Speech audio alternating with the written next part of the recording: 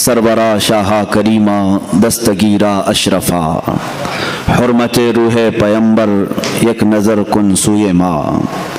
عزیزان گرامی وقار، آج کی ہماری یہ محفل پاک سلطان سید مخدوم اشرف جہانگیر سمنانی رضی اللہ تعالیٰ عنہ کی بارگاہ میں خراج عقیدت پیش کرنے کے لیے ان کے عرس کی مناسبت سے رکھی گئی ہے۔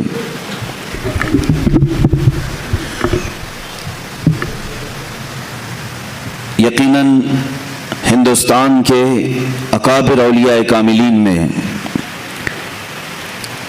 ایک نام سلطان مخدوم اشرف سمنانی رضی اللہ تعالیٰ عنہ کا ہے۔ میرے عزیزو، حضرت سیدنا مخدوم اشرف سمنانی رضی اللہ تعالیٰ عنہ کی بارگاہ میں ہم غلام آج خراج عقیدت پیش کرنے آئے ہیں، تو بڑے ادب کے ساتھ بیٹھو، بڑی توجہ کے ساتھ سنو۔ اس عظیم المرتبت شخصیت کا میں تذکرہ کر رہا ہوں جن کے متعلق اولیاء کاملین نے فرمایا پوری امت محمدیہ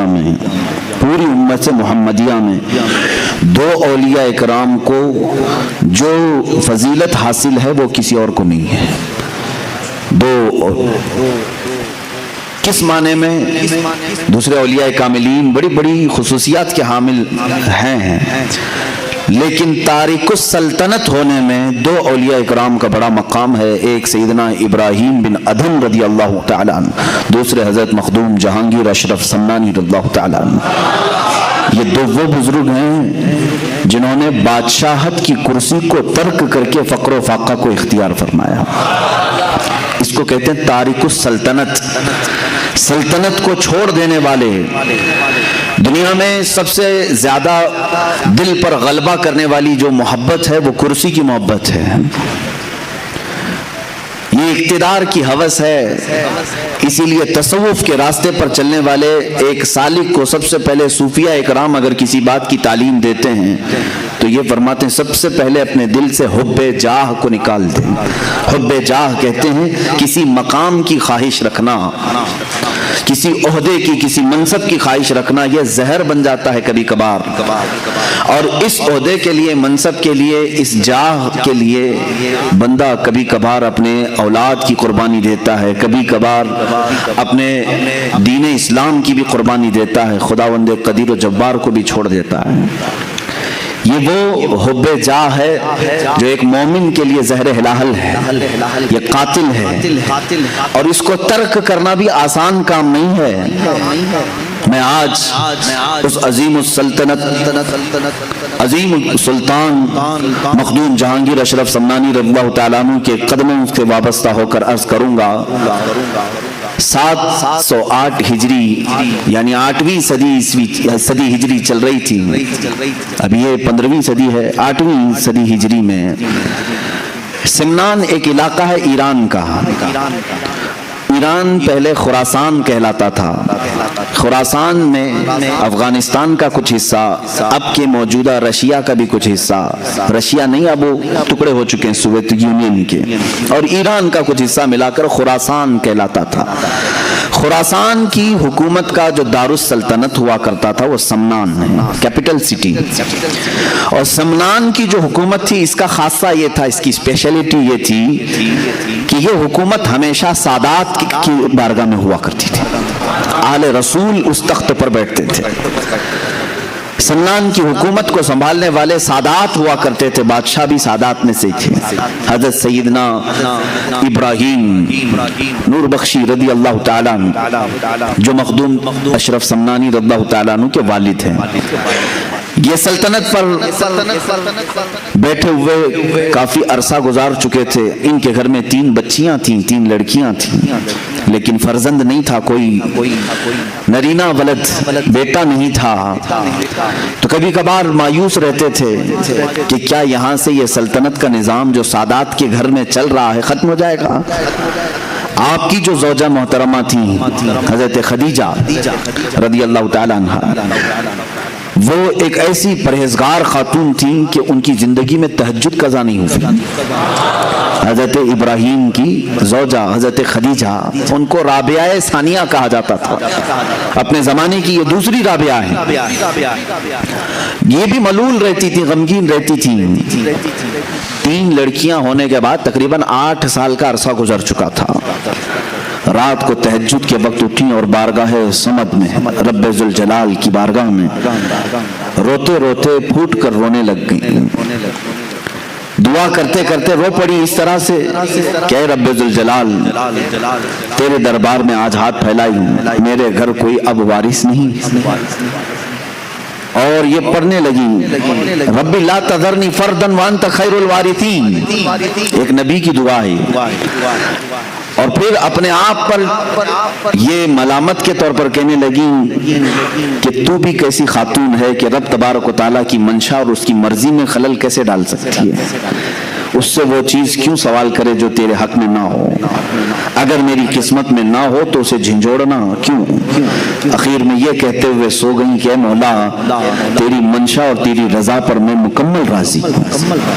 رات کو سوئی تو خواب میں انہی کے سلسلے کے ایک بزرگ نے، احمد یسوعی رضی اللہ تعالیٰ عنہ، تشریف لائے اور کہا اے میری بیٹی گھبراتی کیوں ہے؟ اللہ تبارک و تعالیٰ نے مجھے بھیجا ہے تجھے بشارت دینے کے لیے کہ تیری گود میں عنقریب ایک مہتاب ولایت چمکے گا، ولایت کا چاند چمکے گا، اور ایک نہیں اللہ تجھے 2 عطا فرمائے گا. وہ صبح اٹھی تو اپنے شوہر کو خواب بیان کرنے لگی. میں نے ایک بزرگ کو خواب میں دیکھا، سلسلے کے بزرگ تھے، انہوں نے اس طرح کی بشارت دی ہے. حضرت ابراہیم رحمۃ اللہ تعالیٰ علیہ فرمانے لگے ہماری عمر کافی ہو چکی ہے، اولاد کا کوئی اس طرح سے سلسلہ نظر نہیں آتا. بہرحال شام کا وقت تھا. یہ عالی شان محل ہے سلطان کا، سمنان کی بادشاہت کا محل ہے، جس میں بادشاہ اور ملکہ دونوں اپنے محل کے خصوصی حجرے میں ہیں. اچانک دیکھا حجرے کے کمرے کے باہر ایک مجذوب بزرگ، ان کا نام بھی ابراہیم تھا، وہ تشریف لائے ہیں. انہیں سارا علاقہ جانتا تھا، یہ مجذوب ولی ہیں، یہ پل میں ادھر ہوتے ہیں، پل میں ادھر ہوتے ہیں، کہیں غائب ہو جاتے ہیں. آپ نے اچانک حضرت ابراہیم کو دیکھا تو سلطان ابراہیم چونک گئے. کہا میرے محل میں آنے کے لیے سپاہی پہرے دار ہوتے ہیں، وزیر کھڑے ہوتے ہیں، آپ تشریف لائے. سپاہیوں کی جیسی نظر مجذوب بزرگ پر پڑی تو وہ کپ کپانے لگے کہ سارے دروازے بند ہیں، ساری فصیلوں پر پہرے دار ہیں، ہمیں کسی کو نہیں معلوم کہ یہ آئے کہاں سے. حضرت ابراہیم مجذوب نے کہا یہ سب چھوڑو، کہاں سے آئے ہیں؟ ان سے پوچھا ہے ابراہیم تو اپنی بیوی کے ساتھ اس بات کا غم منا رہا ہے کہ تجھے کوئی بیٹا نہیں ہے، تجھے کوئی بیٹا نہیں ہے. یہ مجذوبوں کی بات تو سنیں. کہتے ہیں کیا میرے ساتھ ایک سودا کرے گا؟ محل کے اندر موجود حضرت سلطان ابراہیم ان کی بڑی تعظیم کرتے تھے. کہا بابا آپ تشریف لائیں. کرسی پر، اپنی کرسی پر بٹھایا. کہا آپ کیا سودا کرنا چاہیں گے؟ اس وقت جو سکے چلتے تھے سونے کے سکے، اس کو اشرفی کہا جاتا ہے. اشرفیاں سنے ہوں گے آپ، سونے کی اشرفیاں. کہا مجھے 1000 اشرفیاں دے دے اور ایک اشرف لے لے. اس مجذوب بزرگ نے کیا کہا؟ مجھے 1000 اشرفیاں دے دے، بدلے میں ایک اشرف لے لے. انہوں نے فوراً تھیلا پیش کر دیا. کہا کہ حضور قبول فرما لیں. وہ لیے اور غائب ہو گئے، اس محل سے غائب ہو گئے. مجذوبوں کی کیفیات ایسی ہی ہوا کرتی ہیں، وہ حالت جذب میں آتے ہیں، کبھی کسی سے عام گفتگو کرتے ہیں، کبھی کسی سے معرفت کے بہت الگ انداز کی باتیں کرتے ہیں. غائب ہوئے چند دنوں کے بعد حضرت ابراہیم رحمۃ اللہ تعالیٰ علیہ کے گھر میں ولادت کے آثار نظر آئے. ان کی اہلیہ محترمہ حملہ ہوئی اور اس کے بعد جو بشارتوں کا سلسلہ ہوا سنیے. جب ان کے گھر میں 7 مہینے کا حمل یا 6 مہینے کا حمل تھا، یہی ابراہیم مجذوب رحمۃ اللہ تعالیٰ علیہ پورے سمنان میں گلی میں ڈنڈورا پیٹتے ہوئے اعلان کرتے تھے باخبر ہوشیار ملاحظہ ہو، باخبر ہوشیار ملاحظہ ہو. سارے لوگوں کو رات میں یہ جگاتے تھے اس طرح سے ڈنڈورچی بن کر کے. سارے لوگ کان لگا کر کے سنتے تھے کہ بابا کس چیز کا اعلان کر رہے ہیں. جب اس طرح کے اعلانات ہوتے تو بادشاہ کی طرف سے ہوتے تھے. ابراہیم مجذوب رحمۃ اللہ تعالیٰ علیہ ڈنڈورا پیٹ کر اعلان کرنے لگے سارے اپنی اپنی مسندوں سے اتر جائیں، اس لیے کہ امام کے آنے کا وقت ہو چکا ہے. سارے اپنے اپنے کرسیوں سے اتر جائیں کہ اللہ رب العزت کی طرف سے مہتاب ولایت کے آنے کا وقت ہے۔ 3 مہینے پہلے وہ اس طرح کا اعلان کرتے رہے، 3 مہینے کے بعد لوگوں نے دیکھا حضرت سید ابراہیم رحمت اللہ تعالیٰ علیہ کے گھر بیٹے کی ولادت ہوئی، اور خواب میں جو ان کے بزرگوں نے بشارت دی تھی اس بشارت کے اعتبار سے آپ کا نام اشرف رکھا گیا۔ یہی مخدوم اشرف سمنانی رضی اللہ تعالیٰ عنہ کی ولادت پاک کا میں نے تذکرہ کیا ہے۔ بڑی بشارتوں کے ساتھ آپ دنیا میں تشریف لائے ہیں۔ آپ کا نام اشرف تھا، صرف اشرف، اور اس جگہ انہوں نے آنکھیں کھولی ہیں جہاں ماں کو ہمیشہ تلاوت قرآن کرتے دیکھا، باپ کو محراب عبادت میں دیکھا۔ جب آپ 4 سال کے قریب کے ہوئے، آپ کو حضرت عماد الدین تبریزی رحمۃ اللہ تعالیٰ علیہ بڑے وقت کے عالم دین تھے، ان کی بارگاہ میں تعلیم کے لیے رکھا گیا۔ وہ تعلیق مقرر ہوئے بادشاہ کے صاحبزادے کی تعلیم کے لیے۔ 4 سال 4 مہینے 4 دن میں یہ قرآن پاک جو شروع کرتے ہیں، 1 سال میں مکمل حافظ قرآن بن چکے تھے۔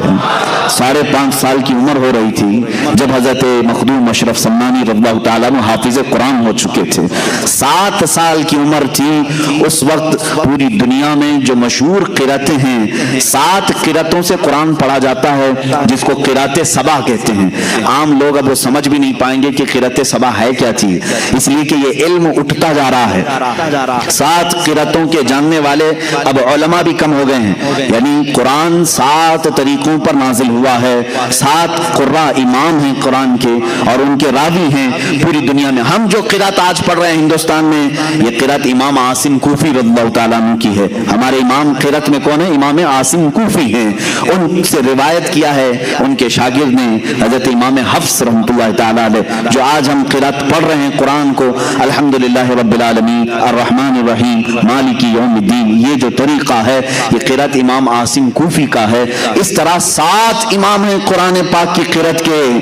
اس کو عام آدمی نہیں سمجھ سکے گا، اسے مکمل عالم دین بننا ہوگا، لغت عربی کی جانکاری پوری حاصل کرنی ہوگی، گرامر پورے سیکھنے پڑیں گے، الف کب آتا ہے، زبر کب آتا ہے، زیر کب آتا ہے، پیش کب آتا ہے، کن 2 حرفوں کو ملایا جاتا ہے، کس کو سائلنٹ کیا جاتا ہے، یہ پورے گرامر سیکھنے کے بعد یہ قرأتوں کا علم حاصل کر سکتے ہیں۔ قربان جاؤ مخدوم جہانگیر سمنانی رضی اللہ تعالیٰ عنہ کی عمر پاک 7 سال کی ہے، اور 7 قرأتوں کے ساتھ آپ حافظ قرآن ہو چکے تھے، حافظ قرآن ہو چکے تھے۔